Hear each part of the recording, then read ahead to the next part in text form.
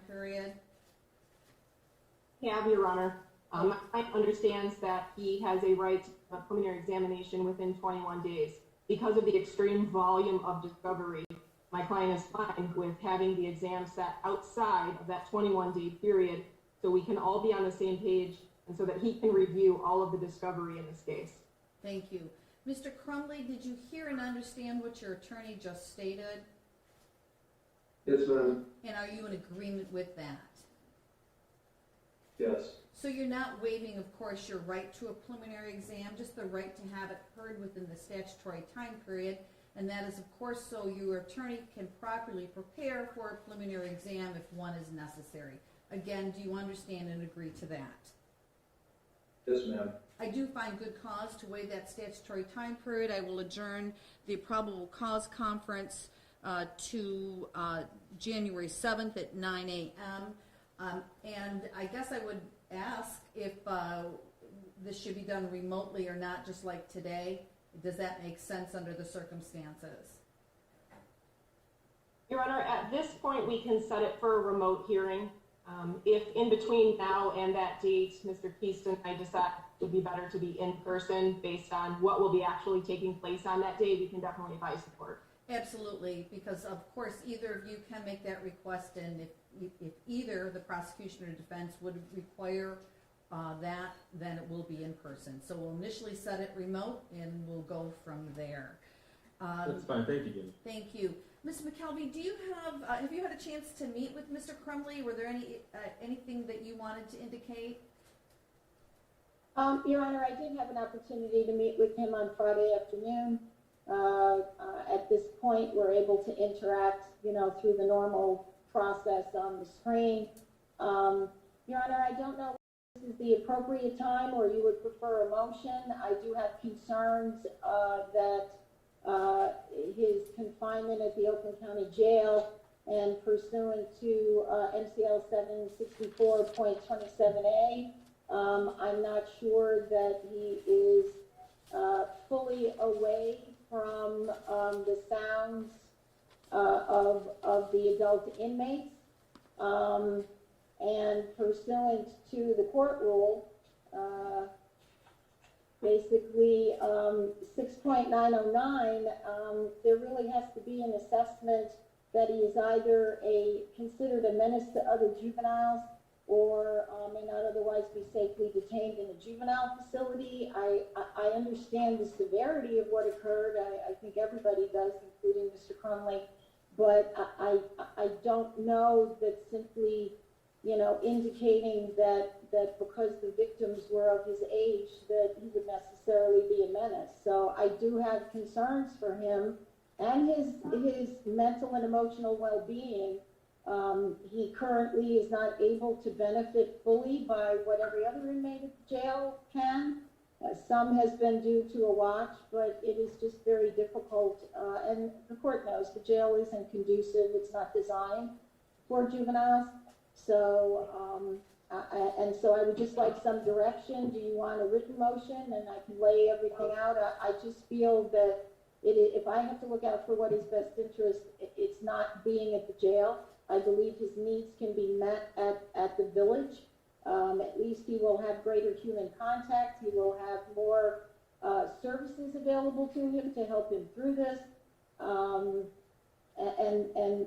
I just feel that it is truly in his best interest, and I don't know that he really meets the standard of the court rule and the statute. And I know that, his charge is not unique in the sense that there have been other children housed at the village with these type of offenses and being charged as an adult. I just feel that I'm not being humorous when I say this, but he could still at least be in school. I mean, there are things, he is still 15 years of age. And there are certain things, many things he's not going to get at the jail. And so I'm imploring you on behalf of him and what's in his best interest that we allow him to go back to the village. I'm not aware for the brief time that he was there he caused any difficulty. I just think for his age, his mental, physical, emotional well-being, housing him at the village would serve him more than where he currently is. I know from what he told me on Friday, he hears adults in the cells next door to him, pursuant to the statute. He's not supposed to, and I'm of the belief that they are adults, that they are not other juveniles. Thank And you. Your Honor, I can speak to that as well if, before Mr. Keast has an opportunity to respond, Your Honor. Sure. I watched the arraignment, and I understand that Mr. Keast made the argument at that time pursuant to MCR 6.909. And after reviewing that statute, Your Honor, I honestly do not believe that my client should be considered a menace to other juveniles. This is someone who has never been in trouble before. This is not someone who has a history of assaulting kids his age or any other negative contact with his peers. This one isolated incident is all that we're looking at here today. And also, I'd like to speak to the fact that there are other juveniles housed at Children's Village charged with murder. This would not be the first time. There's others there now. So I definitely believe that society is protected, as well as the other juveniles at Children's Village, if he was to be returned to Children's Village. And again, I also spoke with my client and agreed with Ms. McKelvey. He's being housed in the clinic. The clinic is still being used for adults that have medical ailments and medical issues. So there are adult inmates that are housed around him. And if you look at the specific language of the statute, I believe that we are violating that statute. Thank you. Mr. Keast?